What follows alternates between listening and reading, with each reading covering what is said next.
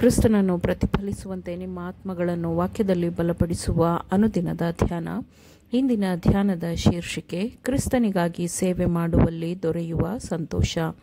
ಈ ದಿನದ ದೇವರ ವಾಕ್ಯ, ಆದರೆ ಸ್ವಲ್ಪವಾಗಿ ಬಿತ್ತುವವನು ಪೈರನ್ನು ಸ್ವಲ್ಪವಾಗಿ ಕೊಯ್ಯುವನು, ಹೆಚ್ಚಾಗಿ ಬಿತ್ತುವವನು ಹೆಚ್ಚಾಗಿ ಕೊಯ್ಯುವನು ಎಂದು ತಿಳುಕೊಳ್ಳಿರಿ. 2 ಕೊರಿಂಥದವರಿಗೆ 9ನೇ ಅಧ್ಯಾಯ 6ನೇ ವಚನ.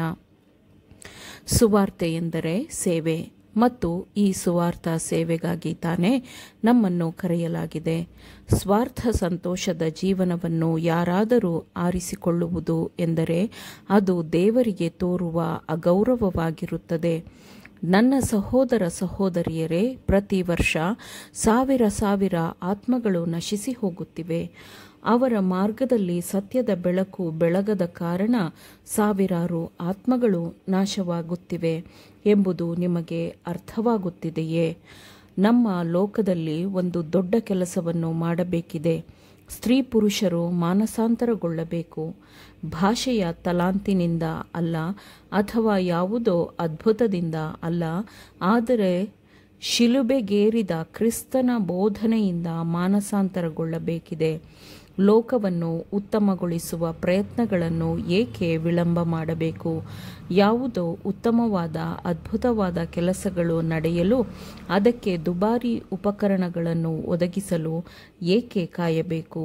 ನಿಮ್ಮ ಕಾರ್ಯಕ್ಷೇತ್ರವು ಎಷ್ಟೇ ದೀನತೆಯದ್ದಾದರೂ, ನಿಮ್ಮ ಕೆಲಸ ಎಷ್ಟೇ ದೀನತೆಯಿಂದ ಕೂಡಿದ್ದರೂ, ನೀವು ರಕ್ಷಕನ ಬೋಧನೆಗಳಿಗೆ ಅನುಗುಣವಾಗಿ ಶ್ರಮಿಸಿದರೆ ಅವನು ನಿಮ್ಮ ಮೂಲಕ ತನ್ನನ್ನು ತಾನು ಪ್ರಕಟಪಡಿಸುತ್ತಾನೆ ಮತ್ತು ನಿಮ್ಮ ಪ್ರಭಾವವು ಆತ್ಮಗಳನ್ನು ಆತನ ಕಡೆಗೆ ಸೆಳೆಯುತ್ತದೆ. ಆತನಿಗಾಗಿ ಶ್ರದ್ಧೆಯಿಂದ ಸೇವೆ ಮಾಡುವ ದೀನರನ್ನು, ನಮ್ರರಾಗಿರುವವರನ್ನು ದೇವರು ಗೌರವಿಸುತ್ತಾನೆ.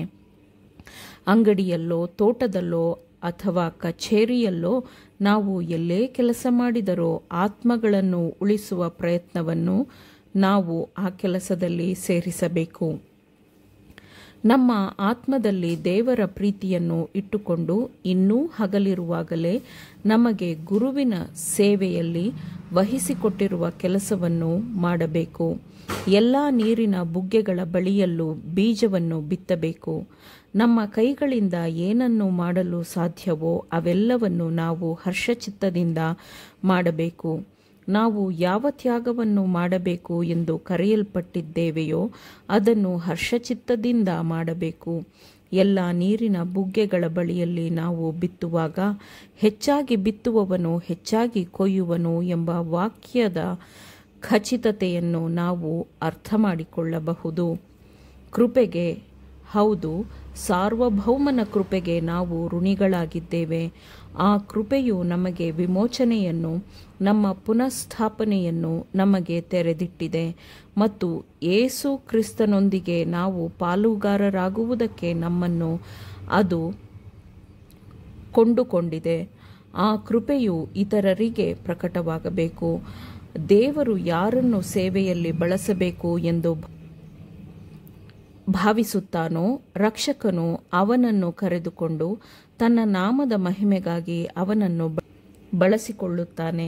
ಇತರರು ಬಿಟ್ಟು ಹೋಗುವವುಗಳನ್ನು ದೇವರು ಬಳಸಿಕೊಳ್ಳುತ್ತಾನೆ ಮತ್ತು ತನಗೆ ಎಲ್ಲವನ್ನೂ ಒಪ್ಪಿಸುವವನಲ್ಲಿ ದೇವರು ಕೆಲಸ ಮಾಡುತ್ತಾನೆ.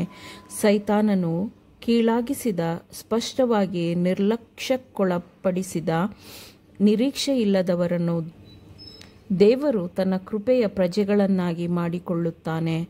ಅವಿಧೇಯರ ಮೇಲೆ ಬೀಳುವ ಕೋಪಾಗ್ನೆಯಿಂದ ಮತ್ತು ಅವರ ದುಃಖದಿಂದ ಅವರನ್ನು ಬಿಡಿಸಲು ರಕ್ಷಕನು ಸಂತೋಷಪಡುತ್ತಾನೆ. ದೇವರು ತನ್ನ ಮಕ್ಕಳನ್ನು ತನ್ನ ಕೆಲಸದ ಕಾರ್ಯಭಾರಿಗಳನ್ನಾಗಿ ಮಾಡಿಕೊಳ್ಳುತ್ತಾನೆ ಮತ್ತು ಅವರು ಅದರ ಯಶಸ್ಸಿನಲ್ಲಿ ಈ ಜೀವನದಲ್ಲಿ ಅಮೂಲ್ಯವಾದ ಪ್ರತಿಫಲವನ್ನು ಕಂಡುಕೊಳ್ಳುತ್ತಾರೆ. ಆದರೆ ಇದನ್ನು ಆ ದೊಡ್ಡ ಪ್ರಕಟಣೆಯ ದಿನದಂದು ಅವರಿಗಾಗುವ ಸಂತೋಷಕ್ಕೆ ಹೋಲಿಸಿದರೆ ಅದು ಎಂತಹ ಸಂತೋಷವಾಗಿರುತ್ತದೆ ಅಲ್ಲವೇ? ಅದು ಅದ್ಭುತವಾದ ಸಂತೋಷ. ಆಮೇನ್. ದೇವರ ವಾಕ್ಯಗಳನ್ನು ಶ್ರದ್ಧೆಯಿಂದ ಆಲಿಸುವವರು ಮಾತ್ರವೇ ಆಗಿರದೆ ಪಾಲಿಸುವವರು ಆಗಬೇಕೆಂದು ನಿಮ್ಮನ್ನು ಉತ್ತೇಜಿಸುತ್ತೇನೆ.